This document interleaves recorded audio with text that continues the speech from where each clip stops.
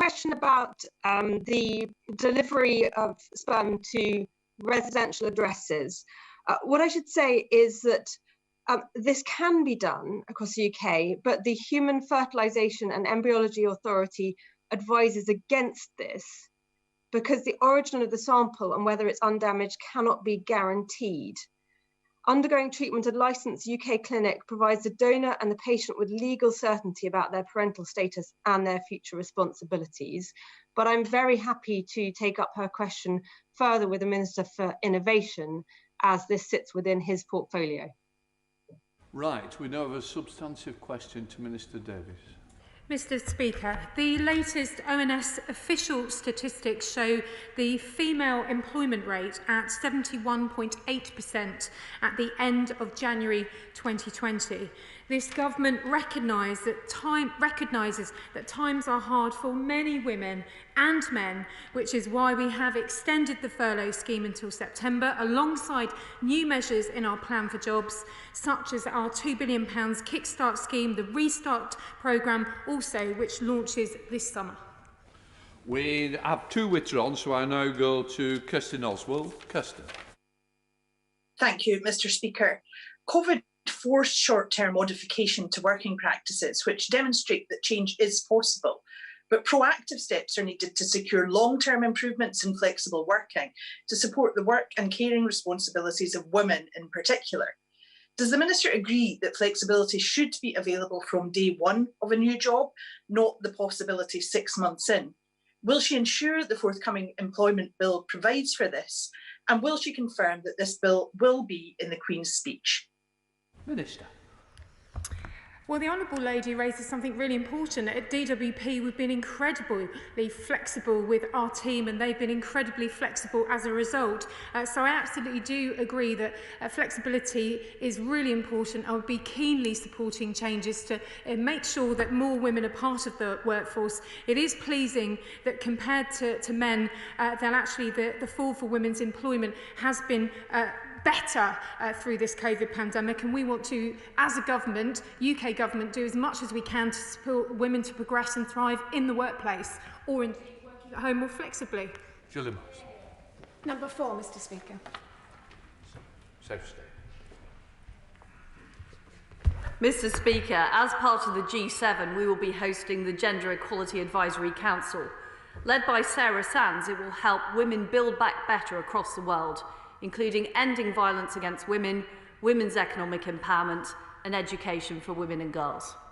Thank you, Mr Speaker. I thank my right honourable friend for her response. Does she also agree with me that flexible working is key, not just to open up more opportunities for more people, but to also address the UK's perennial productivity puzzle? Secretary Truss. Well, my honourable friend is right. Flexible working should be the standard offer from employers. Recent GEO research shows that there are 30% more applicants where jobs are advertised as flexible, and this particularly brings benefits to women and those who live outside the major cities and can help us level up our country and also make it more productive. We now have a substantive question to Minister Bentley. Thank you, Mr Speaker. The tragic death of Sarah Everhard has reminded us that we need to work together to ensure women do not feel at risk of harm on our streets. Since this senseless tragedy, we have taken immediate action by more than doubling the Safer Streets Fund and building on what works by supporting measures such as better lighting and CCTV. My honourable friend, the Policing Minister, will also hold a summit with police, the violence against women and girls sector, and industry representatives from the nighttime economy on preparations to protect women as pandemic restrictions lift. Let's go to Simon Fells. Simon. Thank you, Mr Speaker, and I thank the Minister for her response. A good number of my constituents have been in touch following this tragic case and their concerns over whether their local area is safe. One of them, Courtney Beach, who's an outreach worker for Drop Zone in Barrow, is concerned about the lack of lighting in local parks and the cemetery. So what efforts is the government making to ensure that good practice is being shared with local authorities and other local organisations to keep women feeling safe and secure, especially at night time? Minister. Thank you, Mr Speaker. I share my honourable friend's concern. No one should feel unsafe walking on the street, least of all those who are doing valuable work in the community like Drop Zone. and I hope that he can reassure his constituents of the government's commitment to this issue. The Safer Streets Fund, which I mentioned earlier, has been more than doubled so that it can support interventions such as street lighting and CCTV, which will make people feel safer, and those are the responsibilities of the local authorities. Let's go to the Chair of the Select Committee, Caroline Notes. Caroline. Thank you, Mr. Speaker. In order to make the streets safer for women, we must tackle the culture underpinning male violence. Does my honourable friend agree with the conclusion of the February 2020 report of the GEO that the use of pornography is an important contributing factor to harmful sexual behaviours? And if so, how will she make sure the government emphasis is not simply on streetlights, but also on the causes of male violence against women? Minister. I thank my honourable friend for that question. I think I can certainly say that I personally agree with her. I do know that these issues have been looked at by my honourable friend, the member for Louth and Horncastle, who's not here today, unfortunately, but she has been looking into this issue, and I will follow up with her on this to provide a more comprehensive response to her question. We now have a substantive question to Minister Ford. Thank you, Mr. Speaker. With permission, I will answer 7, 8 and 9 together. Science and technology will drive our country's future, and women are brilliant at STEM. There are now more girls taking chemistry and biology at A-level than boys, but we need to continue to make progress in other subjects, and initiatives like T-levels provide an excellent opportunity for girls interested in STEM in the future. With 7 withdrawn, we go straight to Paul Howe. Thank you, Mr. Speaker. Could I ask the Minister to encourage young women to utilise options like the South Durham University Technical College in Newton Aycliffe, where every one of last year's students got an outcome they wanted, whether it was a job or further education? The UTC is supported by companies like Hitachi and Gestamp, and this can create great STEM-based career opportunities, but currently only around 20% of the students are female. Would she agree with me that more should consider this educational option, and would she come to see for herself the opportunities that are being created next time she's in the North East? Minister. Can I thank my honourable friend for championing women in STEM, and I'd like to congratulate the UTC and Newton Aycliffe for helping women to gain access to prestigious engineering jobs and higher technical opportunities. And it's great to see more women taking up subjects such as engineering, but we'd like to see more. A really proper and meaningful conversation with a woman role model who's already broken through those STEM barriers can inspire girls and young women to enter into STEM careers, and companies such as those that he mentions have an important role here. Let's go to Peter Aldous. Peter. Thank you very much, Mr. Speaker, and I welcome the Minister's replies. The participation in STEM can lead to exciting career opportunities in such sectors as renewable energy, but to ensure that young women have every opportunity to pursue their ambitions, there must be a career-long pathway that enables them to realise their full potential. And this should include fair recruitment processes, the promotion of alumni networks that ensure skill retention, and the development of retention programmes. I would welcome an assurance from my honourable friend that she is liaising with her ministerial colleagues to put in place a route map that includes such staging posts. Minister. Thank you. I mean, it is really positive that we have more women studying to become doctors, and 4 out of 5 students studying to become vets are women. But it's less good that only 1 in 5 engineering students are women. But initiatives like tomorrow's Engineer Code, which was launched by Engineering UK, is bringing together government, business and academia to increase the number and diversity of young people pursuing engineering codes. And as one of the many government organisations who've signed this code, we've pledged to work with the engineering community to improve quality, targeting, inclusivity and reach of engineering activities. We now have a substantive question to Minister Davies.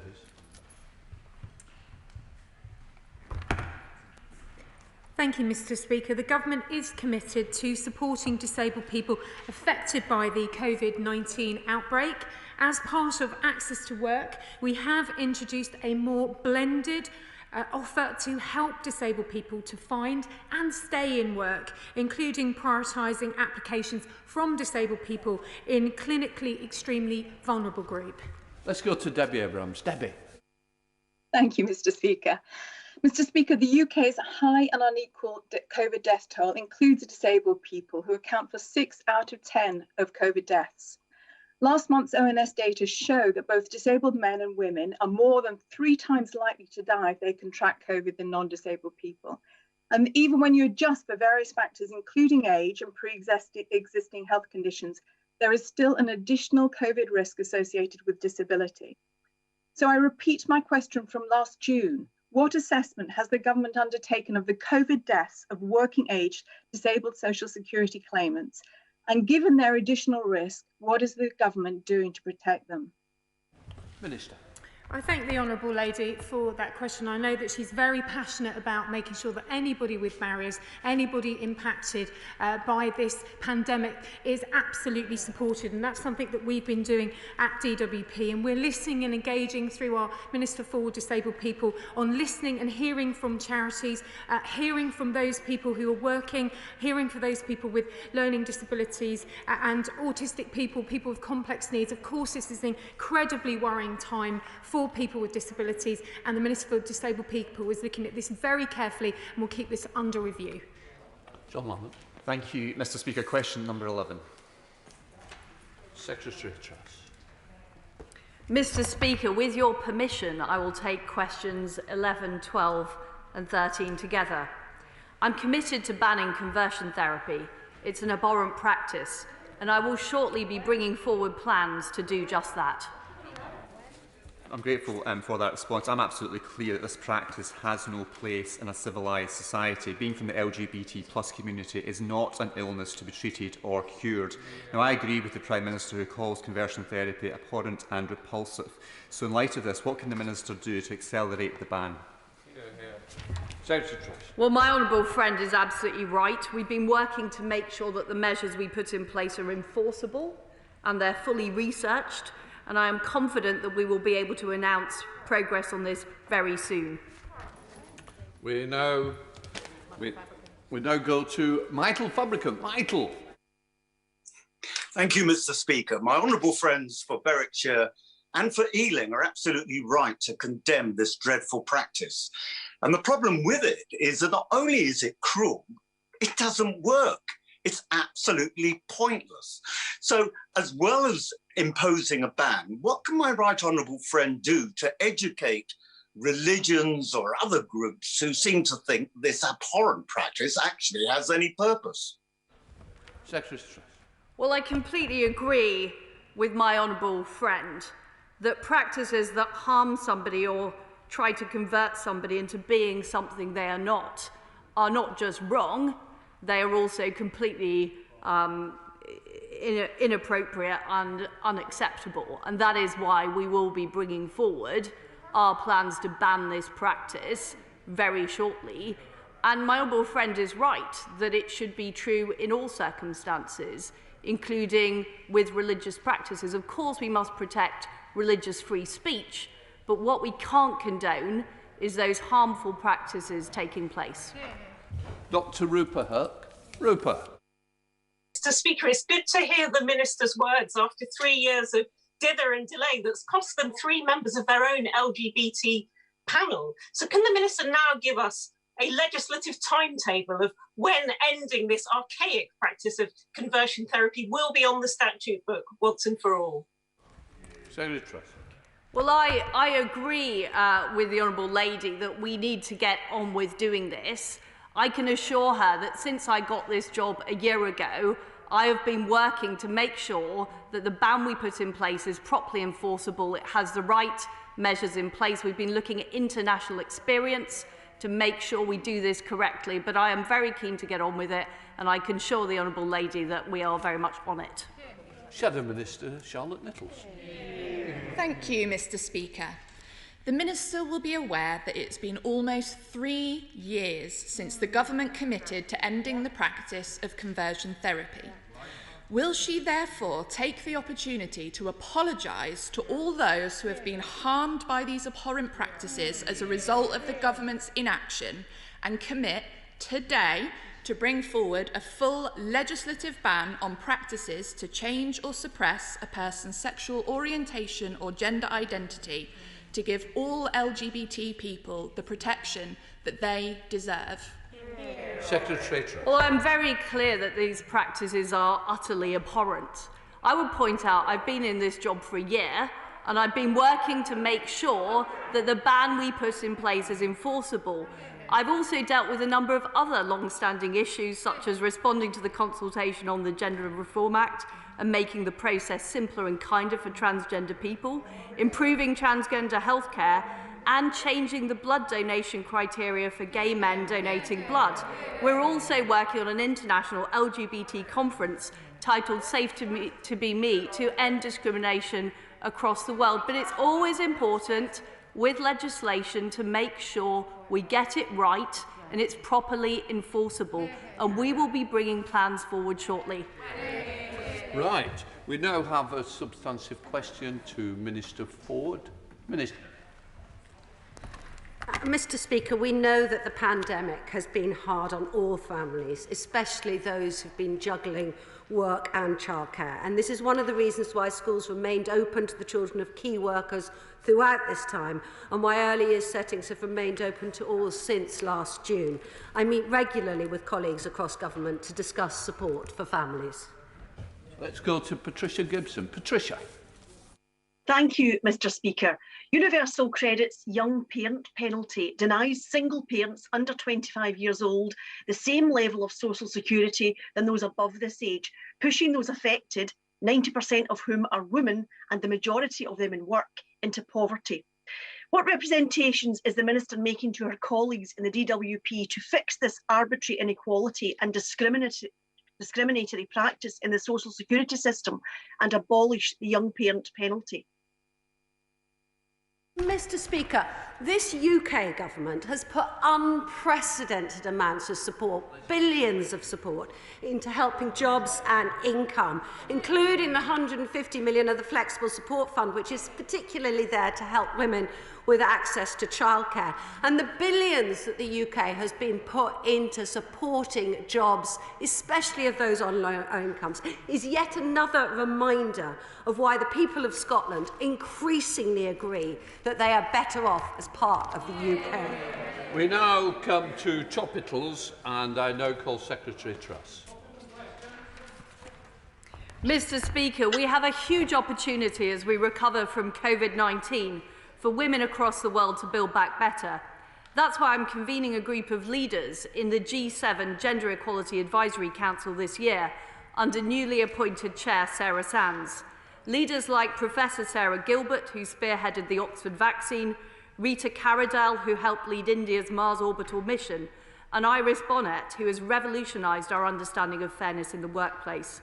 Together, we can lead on education for women and girls, women's economic empowerment, and ending violence against women across the world. Let's go to Peter Gibson. Peter. Thank you, Mr. Speaker. And I thank my right honourable friend for that answer. May I commend her on her choice of Darlington for one of the newly announced DIT hubs. I look forward to welcoming her to the Tees Valley. Also welcoming her commitment to a ban on conversion therapy. Does she agree with me that so-called therapy is abuse and those who perpetrate such abuse should be prevented in law from being able to do so? As a gay man and a Christian, I believe that such controls must also extend to religious organisations that seek to change a person's sexuality. And will she ensure that a ban extends to these too? Well, I was delighted to announce yesterday that we will be bringing a trade and investment hub to Darlington. We're also looking at moving the headquarters of our Equality Office to the north of England as well, and no doubt Darlington will be putting a bid in for that too. My right honourable friend is absolutely right. We need to stamp out coercion and causing people harm wherever it takes place. And that is what I am determined to do, and that's what I'll be bringing forward shortly. We now have the first of two questions from Shadow Secretary Marcia de Cordova. Thank you, Mr. Speaker. Over the past 10 days, we have seen the government try to defend their poor record on ending violence against women. And they have recently reopened the consultation on this issue.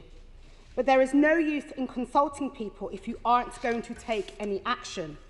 Take the consultation on sexual harassment in the workplace.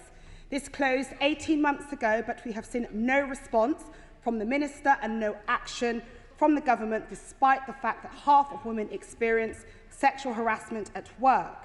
So can the Minister tell the House today when she will respond to this consultation and take the much needed action to end sexual harassment? I thank the Honourable Lady for her question. It's quite wrong to say that the government is taking no action on tackling violence against women. We'll be publishing a new strategy in spring 2021 which will help to better target perpetrators and support victims of these crimes. The call for evidence to input into this work has been extended to 26th of March, and it's vital that we hear from women everywhere, especially given recent public discussions and concerns. There is so much that we have been doing, including the end-to-end rape review, which is looking at how every stage of the criminal justice system handles rape cases from police report to the final outcome at court.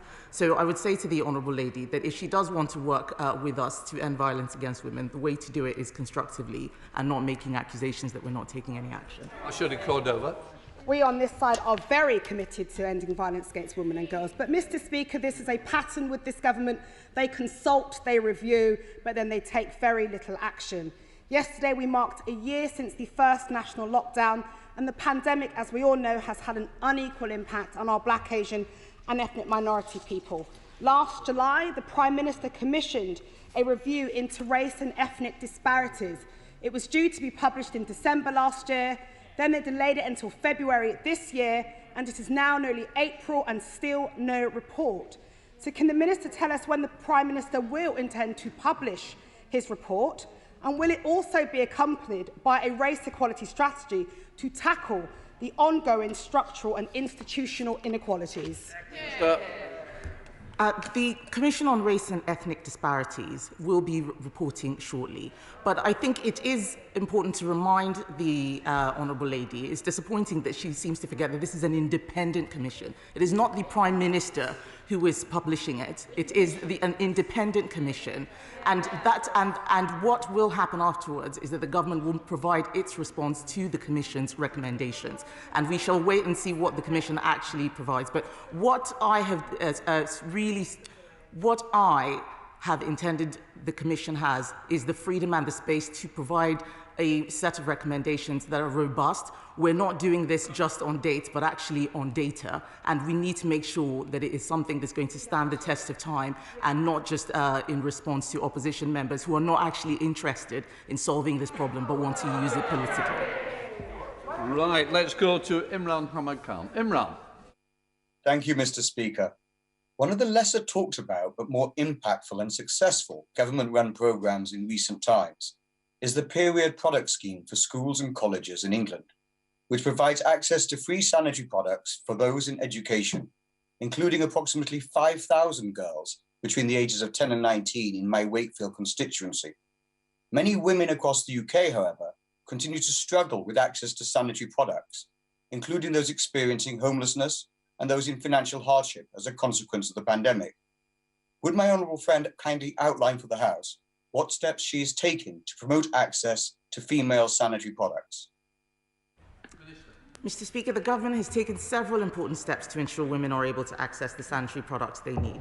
From 1st of January 2021, the tampon tax has been abolished, with a zero rate of VAT applying to women's sanitary products coming into effect. The Department for Education is leading a scheme to provide access to free period products in schools and colleges in England. NHS England also announced in March 2019 that it will offer free period products to every hospital patient who needs them, including long-term patients. And the Home Office has changed the law to ensure all people in custody are provided with health and hygiene products for free, including period products. Let's go to Chiomoro. Chi. Mr. Speaker, in lockdown, we have all become so much more dependent on technology, and yet that technology is not designed to treat us equally. Video conferencing and photo sharing apps which don't recognize Black faces, recruitment algorithms which discriminate on ethnicity, and the Home Office's own visa application algorithm withdrawn because of bias. In this week of the International Day for the Elimination of Racial Discrimination, what is she doing to prevent structural racism being further entrenched by new technologies? The Honourable Lady raises a very interesting question. This is something that the government is aware of and is looking into. And in fact, I spoke to Dr. Tony Sewell yesterday, who's chairing the Commission on Race and Ethnic Disparities, and I am aware that this is something that they have researched extensively, and I look forward to seeing what their report says on it. I'm sorry we didn't get as many in as normal. We've got to move over to questions to the Prime Minister. I'm now going to call the Prime Minister, where it will be beneficial to the Prime Minister to answer his engagements. I will then call Stephen Furry to ask his supplementary. Prime Minister. Mr. Speaker, the last 12 months have been the most difficult for a generation, and I know that the thoughts of the whole House are with all those who have lost loved ones during the pandemic. I also want to pay tribute to every person in this country for playing their part, whether working on the front line, staying at home to prevent the spread of the virus, or working on vaccine development and supply. And it's that vaccination programme that has brought hope, allowing us to set out the cautious but irreversible roadmap out of lockdown. Mr. Speaker, this morning I had meetings with ministerial colleagues and others, and in addition to my duties in this House, I shall have further such meetings later today. Let's go to Stephen Furry. Stephen. Thank you, Mr. Speaker. Many independent countries, from Switzerland to New Zealand, have bilateral veterinary agreements with the European Union and face lower non-tariff barriers than the UK, despite our very high standards. With the Food and Drink Federation reporting a massive drop in UK food exports, over 90% in some areas, and furthermore, SPS checks constituting the main challenge for the Northern Ireland Protocol, surely the Prime Minister should be making it a priority to negotiate a bespoke UK-EU veterinary agreement. Thank you very much, Mr. Speaker, and that's exactly why we put in the temporary and technical measures that we have to allow free trade to continue across the whole of the UK. And it's very, very important for those who object to the measures that we have taken that the protocol should uphold the principle of east-west trade as well as north-south trade, and that's exactly what we're trying to do. Thank you, Mr. Speaker. In Sussex, by the end of this week, we will have delivered 1 million COVID jabs. Will my right honourable friend join me in paying tribute to the local vaccine heroes, in particular Adam Doyle and his leadership in Helsham, Charlotte Lack in Uckfield and Dr. Susie Padgham in Crowborough? And will the Prime Minister agree with me that the UK's success is built on the confidence that people have in the fantastic vaccine technology, and should and when our constituents get contacted for a vaccination, they should definitely take up the first available appointment?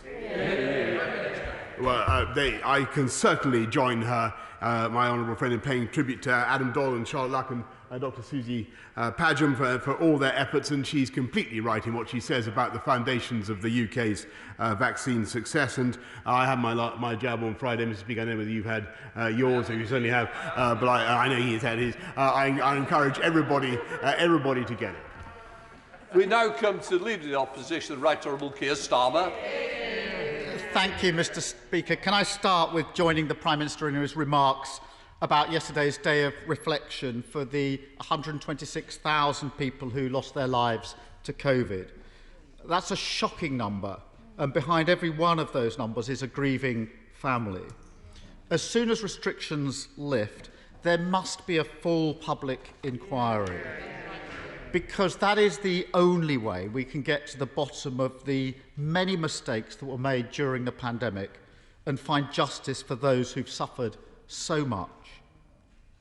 Mr. Speaker, why did the Prime Minister promise at the last election that he would, and I quote, not be cutting our armed services in any form? Mr. Speaker, that was because what we were going to do was actually increase spending on our armed services by the biggest amount since the Cold War, £24 billion, modernising our armed forces, keeping with no redundancies, Mr. Speaker, keeping our army at 100,000 if you include the reserves. And I must say, I take it slightly amiss from the right honourable gentleman when he stood on a manifesto to elect a man who wanted to pull this country out of NATO, Mr. Speaker. Keir Starmer. Mr. Speaker, he's fighting the last war, but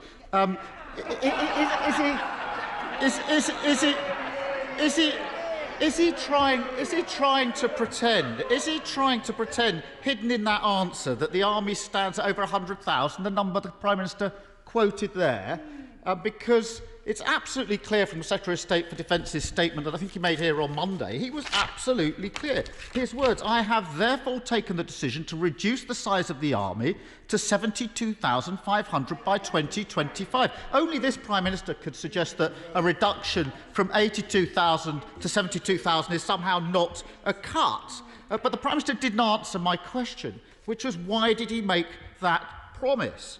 He said, before the last election, Prime Minister, all very well looking up, we will not be cutting our armed services in any form. What did he do this week?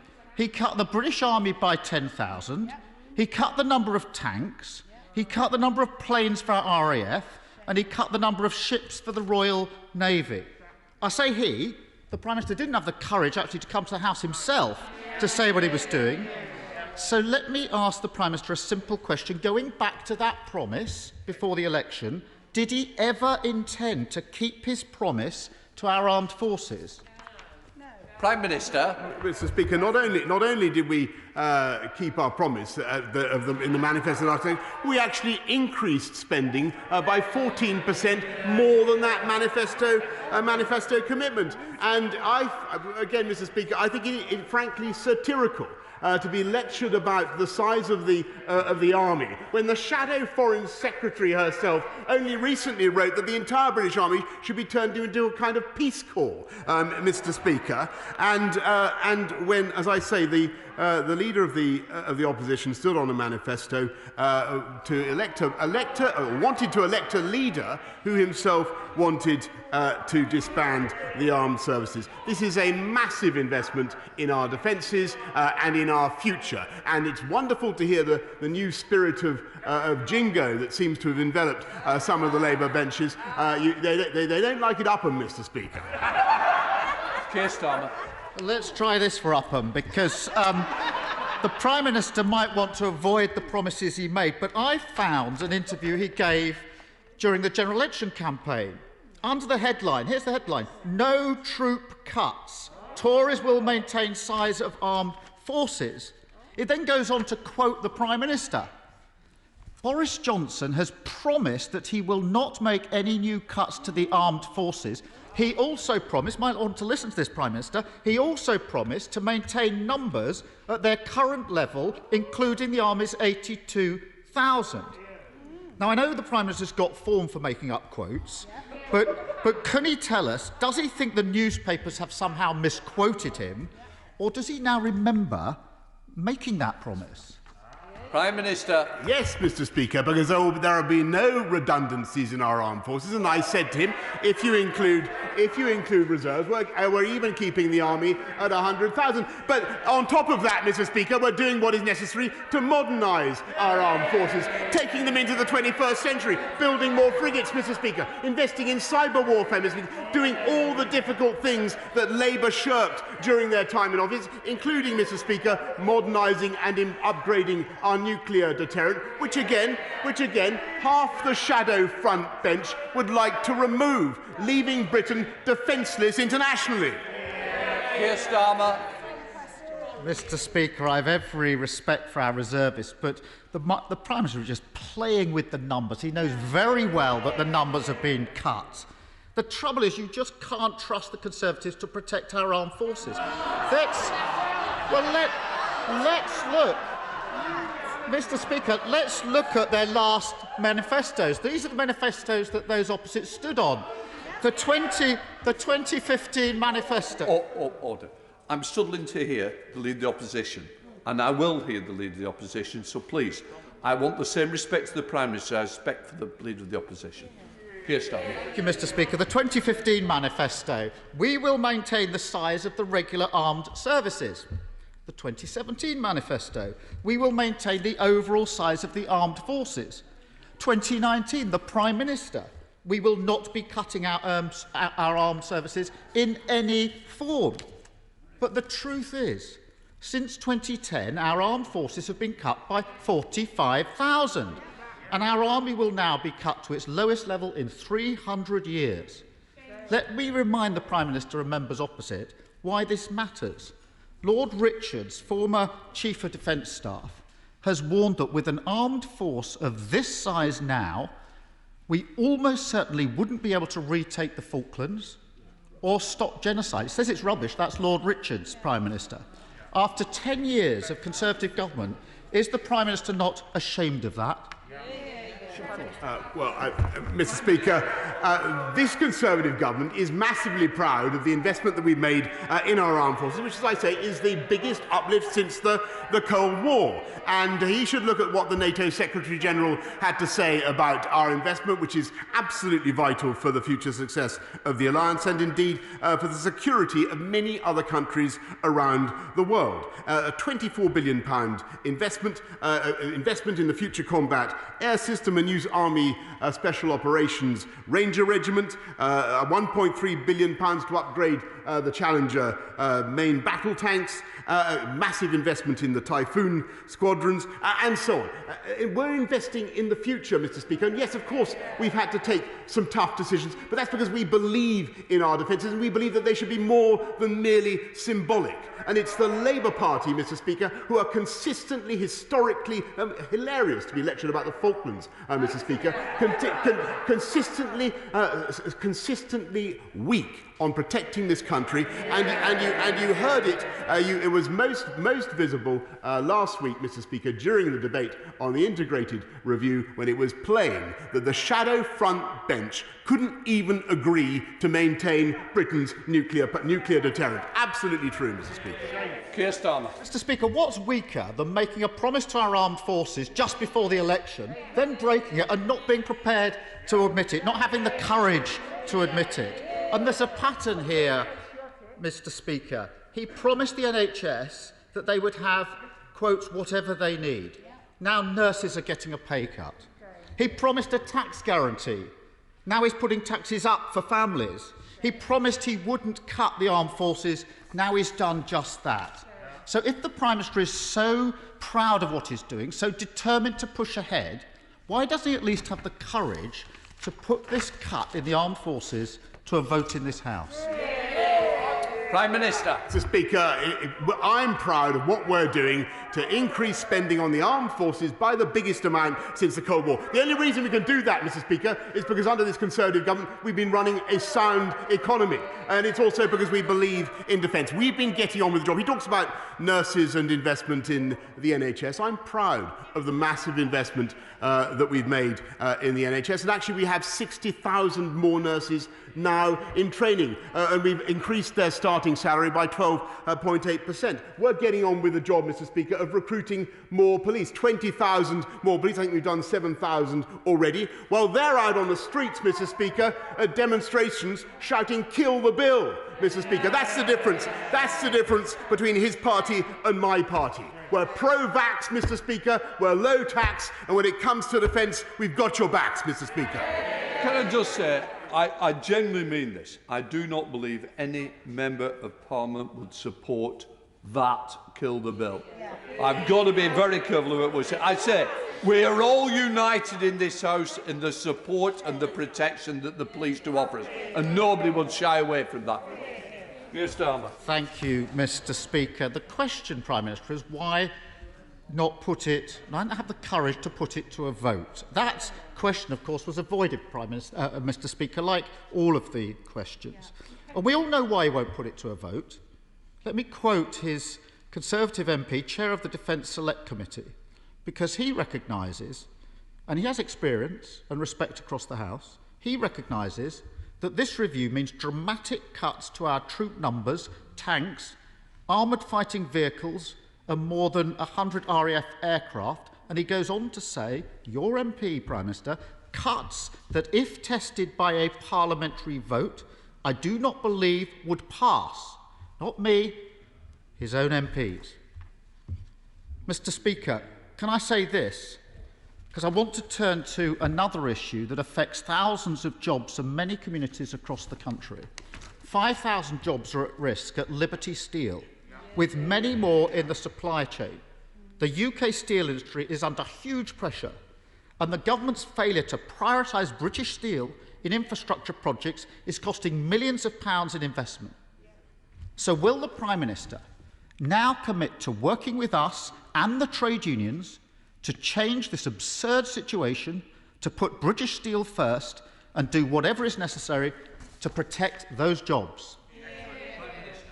Mr. Speaker, I'll just remind, I'm of course happy to cooperate in any way, but the steel output halved under the Labour government. I share very much the anxiety of families of steel workers who work in Liberty Steel, and that's why my honourable friend, the Business Secretary, has had, I think, 3 meetings just in the last few days with Liberty Steel to take the question forward, see what we can do. We are actively engaged. We're investing huge sums in modernising British Steel plants, making them more environmentally friendly. But we have a massive opportunity, Mr. Speaker, because this government is engaged on a £640 billion infrastructure campaign. HS2, the great Dogger Bank wind farms, Hinkley, all the things that we're now building, the Beeching Railway reversals, all the things that we're doing across the country, they will call for millions and millions of tonnes of British steel. And now, Mr. Speaker, thanks to leaving the European Union, we have an opportunity to direct that procurement at British firms in the way that we would want to do. Whereas I know that the right honourable gentleman would like nothing more than to take this country back into the European Union and remove that opportunity for British steel and British steel workers. Miller. Thank you, Mr. Speaker. Last night I spoke with young people in Aberconwy about their experiences of 12 months living with lockdowns. They were very articulate about the challenges they've overcome and about their concerns for their future, finding a job, moving to a new university. Does the Prime Minister have a message for Evie, Jonas, Saul and Lauren, who I spoke with, and other young people who are thinking about their future and a life after lockdown? Yes, my message is just to thank them and to say for what they put up with, and to say I'm sorry about how difficult it has been for their generation. I don't think there can be any group of young people who have been put through much or have had to sacrifice so much in our lifetimes, and we owe it to them to repair their education and to get them into work as fast as we possibly can, and that's why we've set out the £2 billion Kickstart Fund and many other schemes which I hope will be useful to his constituents. Let's go to the Leader of the SNP, Ian Blackford. Ian. Thank you, Mr. Speaker. Yesterday, my brilliant colleague, the member for Airdrie and Shotts, made his final speech to this Parliament. He is standing for the Scottish Parliament and is doing the right thing by stepping down as an MP. By doing the right thing, he will avoid a dual mandate and a separate by-election that would cost the public £175,000. Mr. Speaker, the Scottish Tory leader is also seeking a place in the Scottish Parliament, but is refusing to step down as an MP. So, as his boss, will the Prime Minister order the member for Moray to resign his seat, avoid a dual mandate, and save the taxpayer £175,000? Or are dual mandates one more Tory policy where they think greed is good? Prime Minister. I think my honourable friend, the member for Murray and Ross, is doing an excellent job of holding the Scottish National Party to account for their manifold failings, not least on education, failing to deliver on crime, and failing, in my view, to deliver for the people of Scotland, so caught up as they are in their desire for independence and another referendum. And I'm for separation. I'm amazed, actually, that he hasn't mentioned it so far, but perhaps he will now. Let's go back to Ian Blackford. Ian. Simply yet again a Prime Minister failing to answer a question, and that charge that greed is good in the Tory policies. Mr. Speaker, we know that Tory leaders in Scotland have a habit of dodging democracy. Baroness Davison is fleeing the House of Lords, and the current Tory leader is too feared to stand in a constituency. No wonder this morning's Daily Record declared that the Scottish Tories have exposed themselves as shameless, as nasty, and just plain daft. They are led by a man so devoid of imagination that when asked what he would do if he was Prime Minister for a day, he replied, "I would like to see tougher enforcement against gypsy travellers." Does the Prime Minister really have confidence in a Scottish Tory leader who doesn't even have the courage to put himself before the voters in a Scottish constituency? Of course, Mr. Speaker, and the right honourable gentleman represents a party that's so devoid of imagination that it can't come up with any workable solutions to help the people of Scotland improve their education, improve the fight against crime, cut taxes in Scotland where they're the highest in the whole of the UK. They're so devoid of imagination, Mr. Speaker. They're the one track record. All they can talk about is a referendum to break up the United Kingdom. That's their song. I'm amazed, actually. It's twice he hasn't mentioned it. Maybe he's getting nervous of singing that particular song. Have you know? It's rather curious, Mr. Speaker. Well, he's not coming back, is he? But next week, let's see, or after Easter, let's see if he mentions it again. Miriam Cates. Thank you, Mr. Speaker. As my right honourable friend has already said, the steel industry is fundamental to our future in the UK, and we can't reach our net zero commitments or our infrastructure targets without steel. But Stocksbridge Speciality Steels in my constituency does have an uncertain future because of the funding challenges faced by Liberty Group. The Stocksbridge Works is a strategic asset of national importance. So what assurances can my right honourable friend give my constituents that the government will do what it takes to safeguard jobs and livelihoods and secure the future of steelmaking in the UK? I thank my honourable friend, and she's a passionate and successful advocate for her constituents and for steelmaking in this country, in which this government passionately believes. And that's why, as I was saying to the right honourable gentleman, we're supporting the UK steel industry with more than 500 million of relief, but also with huge investments to make our steelmaking more greener and more competitive. And we will do everything we can, Mr. Speaker, to ensure that we continue with British jobs for producing British steel with the infrastructure investments that I've mentioned and directing that procurement at British jobs in the way that we now can. David. The Prime Minister talks about restoring freedoms as we emerge from the lockdown. It is pushing a bill that will restrict one of our most fundamental freedoms, the right to peaceful protest and peaceful assembly. And tomorrow, he is asking for another blank cheque to restrict everyone's freedoms until September, even though we now know the vast bulk of the Coronavirus Act is not needed to tackle the pandemic. So will the Prime Minister, for once, match his actions to his words, drop these draconian laws and instead publish a roadmap to revive civil liberties and freedoms in our country? I sympathise very much with his desire to see freedoms restored. And I want to do that as fast as we possibly can. That's why we've set out the cautious but we hope irreversible roadmap that we have, which I hope that he supports, and I hope the right honourable gentleman also supports, so you can never tell, Mr. Speaker. But what we also want to do is to make sure that we're able to deal with the very considerable backlog that we faced because of the pandemic. So making sure that we have powers still to accelerate court procedures with Zoom courts, to make sure that we allow volunteers to continue to help in the NHS, retired staff to come back to the colours, powers that are necessary in education. It is important to be able to continue with those special measures for the months ahead, and that's why we've set out the bill as we have. Lucia. Mr. Speaker, my constituent Tracy Felstead is at the Court of Appeal today, along with 41 other sub-postmasters. She is seeking to clear her name in a grotesque miscarriage of justice, the Post Office Horizon scandal. The court has heard that the institutional imperative to back a flawed IT system and to convict sub-postmasters, destroying lives of decent men and women in a ruthless determination to protect the Post Office, come what may. Taxpayers will be picking up the bill for this multi-million-pound reckless wrongdoing.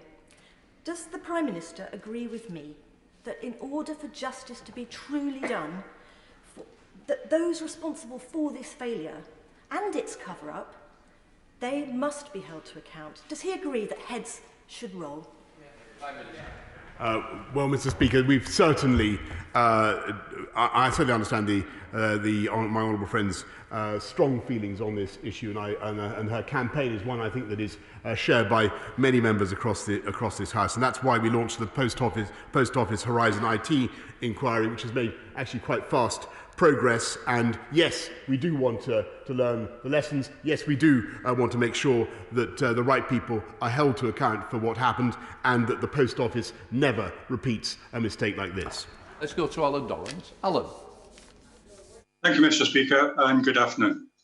Subject to certain conditions being met, the Northern Ireland Act of 1998 allows for the Secretary of State of Northern Ireland to call a referendum on Irish reunification, and for Northern Ireland to leave the United Kingdom within 7 years of a previous referendum. These conditions for a referendum have all been more than met in Scotland since the independence referendum in 2014, 7 years ago. We are allegedly a union of equal nations. So why, as a Democrat, will the Prime Minister not agree to a Section 30 order enabling the democratic will of the people of Scotland to be measured? Is it because he's fearful of the likely outcome? Mr. Speaker, I knew it wouldn't be long. There they are. The reason, Mr. Speaker, there's a couple of reasons. First of all, as senior members of his party said, it was a once-in-a-generation event in 2014. I think the point of view that is shared across the House, and quite rightly. But the other reason, which is absolutely plain to most people in this country, is that we're all trying to build back better, get out of a pandemic, and I think that is the priority for the British people. I think it's the priority for the whole country, and I think people are frankly amazed to hear the Scottish Nationalist Party still, in these circumstances, banging on about their constitutional obsessions. Let's go to John Long. Mr. Speaker, Scottish rugby legend Doddy Weir lives in my constituency and has been diagnosed with motor neuron disease.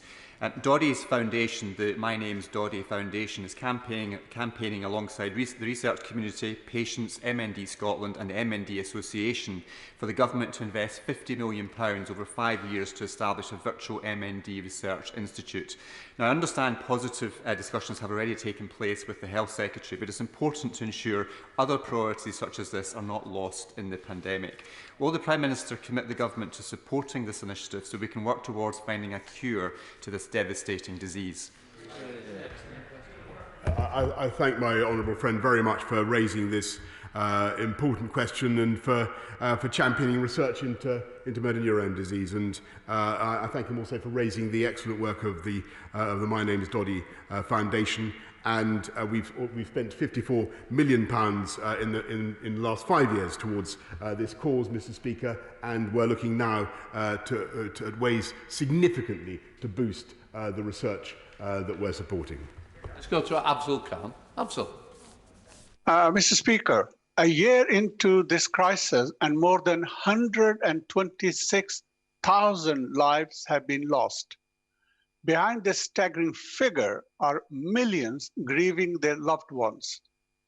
In my family, we have lost an entire generation. I couldn't hold my mom's hand as she lay dying, and I recently lost both my father and mother-in-law within just days of one another. Grieving families like mine want and deserve to understand what happened, and if anything could have been done to prevent this tragedy. So will the Prime Minister today commit to launching a full public inquiry into the handling of the pandemic as soon as current restrictions are lifted? Mr. Speaker, I want to say to the honourable gentleman that I know that the whole House shares my sympathies and my sorrow for your loss, for his loss, and we sympathise also with his entire family, Mr. Speaker. And I know that his experience is one, as he rightly says, that has been shared by far too many families up and down the country, and that is why we are, of course, committed as soon as it's right to do so, as soon as it wouldn't be an irresponsible diversion of the energies of the key officials involved. We are of course committed to an inquiry, to learn the lessons, to make sure that something like this can never happen again. Can I just try and push us through to get through the list? Andrew Jones. Thank you, Mr. Speaker. On the 3rd of May, Wembley is scheduled to host the finals of the FA Vase and FA Trophy, not from this season, but delayed a year from the last one. But that date means that no fans can go, even though a trip to Wembley to follow their team is like a holy grail, especially for the smaller clubs. The MPs for the clubs involved, that's the members for North West Durham, Jarrow, Castle Point and myself, have raised this with the FA. Will the Prime Minister join us in encouraging those scheduling the matches to do all they can to move the date so that fans can attend? Yeah. I hope very much, Mr. Speaker, that the Football Association will have listened carefully to what my honourable friend has to say, and they do what they can. And I look forward to May the 17th, when spectators, according to the roadmap, may return. Roddy Cowell. Much, Mr. Speaker. 17 months ago, Prime Minister, I stood in this place and asked you what you're going to do to get medical cannabis to children suffering from rare forms of epilepsy. And you said to me you recognise their desperate difficulties and that you would take it up personally with me. Their difficulties are still desperate, and you've not taken this up personally with me. In the interim, we've developed new medicines, distributed them around the country, given to people who need them free of charge. Why are we discriminating against these children? What are they? Are they worth less than the general public? And will the Prime Minister move to make medical cannabis available to children with epilepsy? And if you could please, Prime Minister, take this up with me personally, 5 minutes of your time today could go a long, long way. Well, I'm very happy to do whatever we can to meet with the honourable gentleman and take the matter forward. But the Dutch government, I'm told, has confirmed they will allow the continued supply of Bedrocan oil against UK prescriptions until at least the summer until July, as he rightly says. And my right honourable friend, the Health Secretary, is working to find a permanent solution. I have no doubt that we will be very happy to meet with the honourable gentleman. Let's go to Derek Thomas. Derek. Thank you, Mr. Speaker. Given the past 12 months, I, like many others, would not want the job of Prime Minister, even for all the tea in China. However, the job does give opportunities to directly improve the lives of people who are very, very sick. March is Brain Tumour Awareness Month, and over 100,000 people have signed a brain tumour research petition calling for the government to match brain tumour research funding with other devastating cancers. And we know through COVID that properly funded research really can bring improved care, treatment and a cure. Will my friend, the Prime Minister, meet with me to receive the petition when it is safe to do so?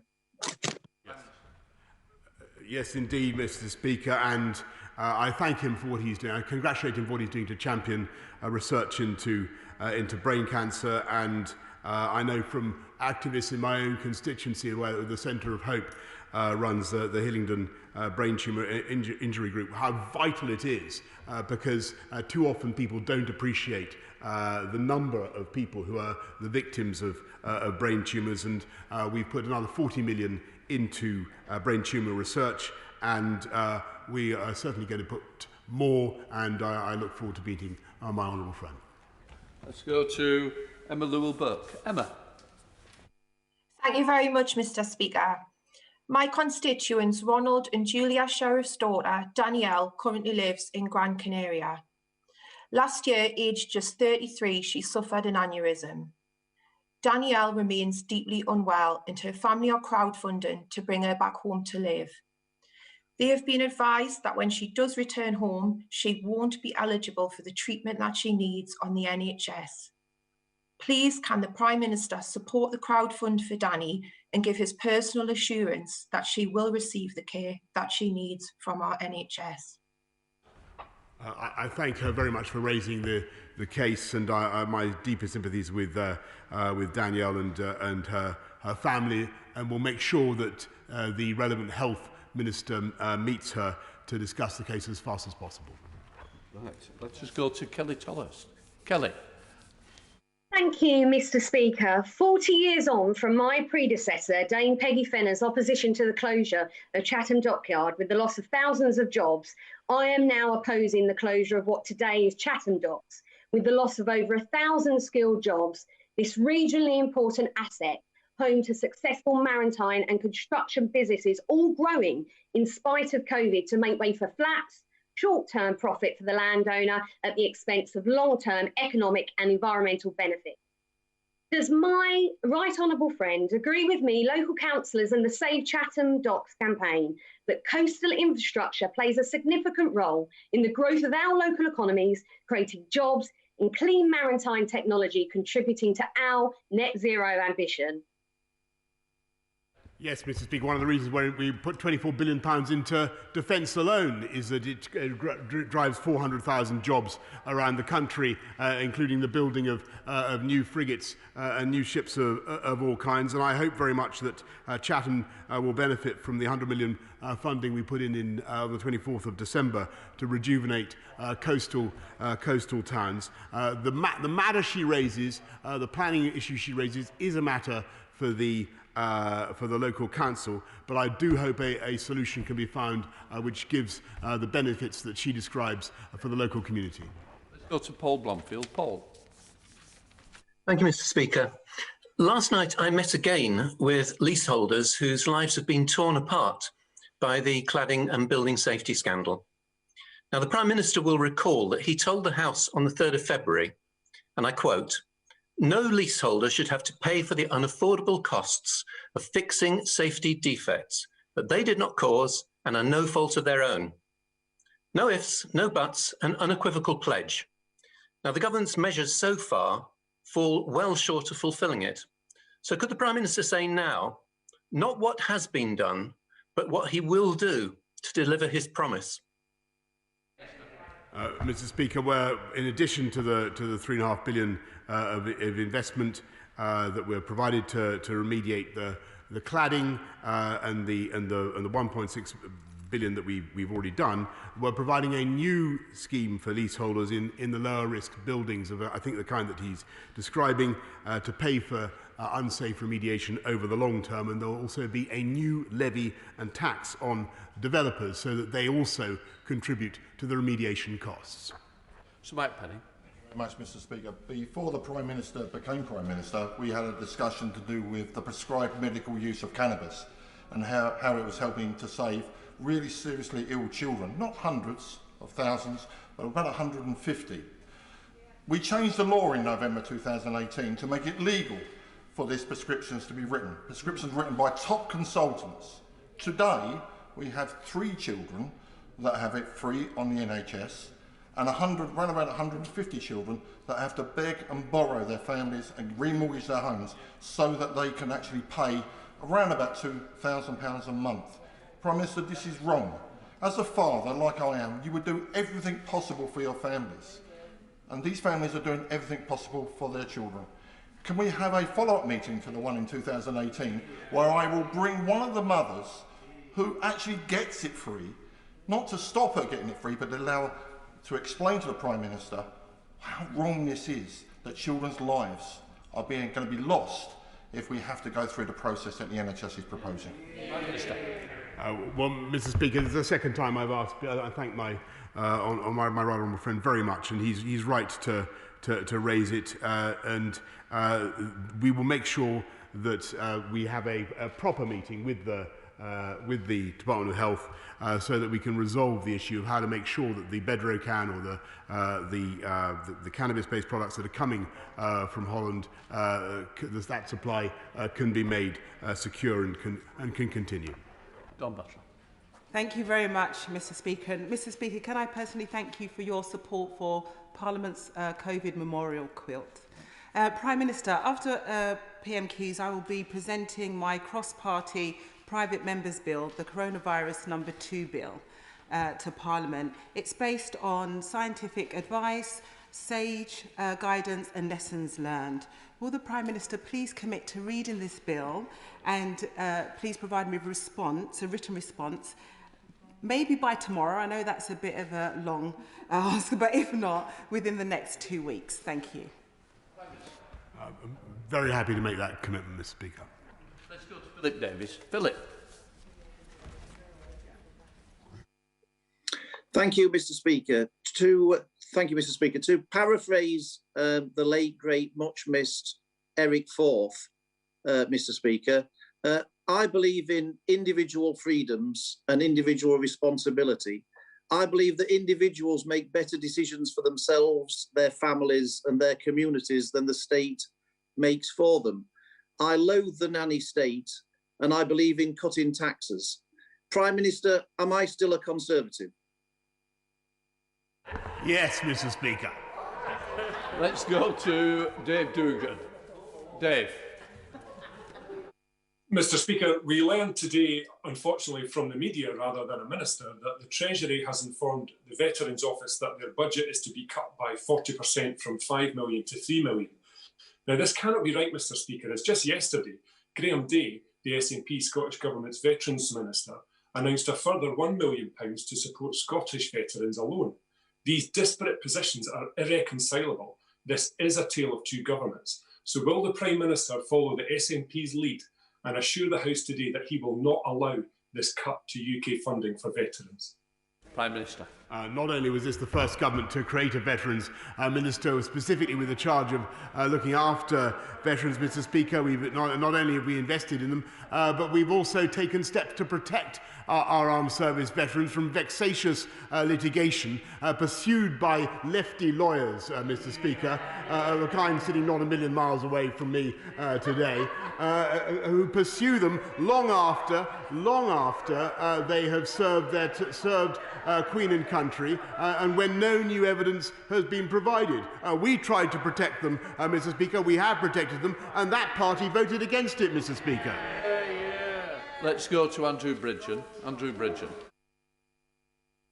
Thank you, Mr. Speaker. The Prime Minister has always enjoyed his visits to my constituency of North West Leicestershire, whether it's Ashby de la Zouch on the eve of the historic referendum or Castle Rock School, Colville, last August. He will therefore be pleased, but not surprised, that Leicestershire County Council for the last 3 years has been the most productive county authority in the country, despite also being the lowest funded. Can my right honourable friend assure all the residents of Leicestershire that our Conservative-controlled County Council will imminently benefit from fairer funding and the government's levelling up agenda so that it can continue to deliver excellent public services? Yes, Mr. Speaker. I thank Leicestershire County Council for the way they're conducting themselves and for delivering value for money. And that is what the elections that are coming up in May are all going to be about, Mr. Speaker. Invariably, it is Conservatives who deliver better value, who deliver better services and lower taxes. And that is what Leicestershire County Council has done, and I congratulate them on it, and I fully agree with what my honourable friend has said. Chris Elmer. Very grateful, Mr. Speaker. The government has said that the Community Renewal Fund is a fantastic opportunity for Wales, yet Bridgend County is not listed as a priority place for the fund. And on the 10th of February, at the dispatch box, the Prime Minister invented, and I quote, a world-leading battery plant for Bridgend in response to the significant job losses we've faced across my county borough in the last 2 years, something the Prime Minister has still refused to apologise to my constituents for. When will he stop treating my constituents as an afterthought, keep true to his promise of not a penny less for Wales, and ensure that he brings real investment to my constituents in Ogmore? Well, I can tell that the honourable gentleman in Ogmore and across Wales, the people of Wales and the Welsh Government will receive an additional £5.2 billion of resource funding on top of the spring budget funding of 2020-21. 800 million of the Levelling Up Fund is going to the devolved nations, and each local authority in Wales will receive £125,000 in capacity funding, and I look forward to working with him and with Welsh local government to deliver those improvements. That's the final question. I'm now suspending the House for 3 minutes to enable the necessary arrangements before we start the next business. Order.